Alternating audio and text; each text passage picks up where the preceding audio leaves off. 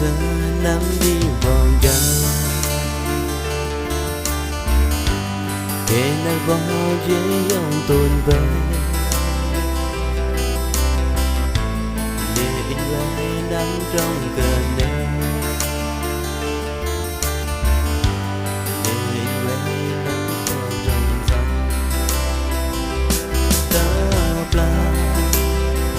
rồi khi câu xưa bên vào gần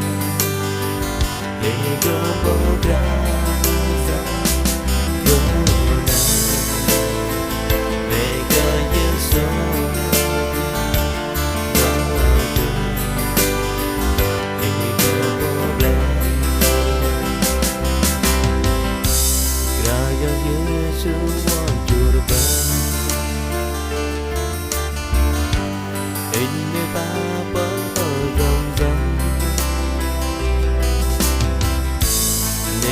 mai ta trong cơn đêm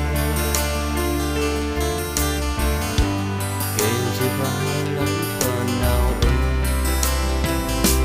ta ba rồi đi câu giữa bên vào gần để có bóng ra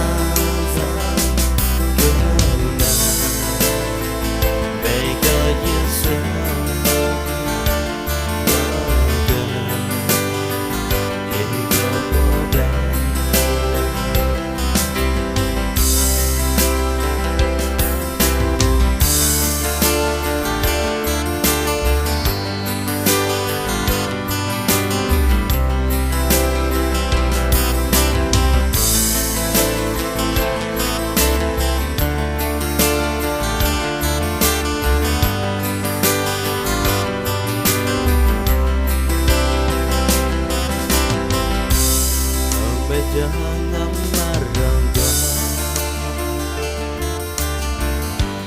oh jangan meredam. Raja Yesus membangun, bangkit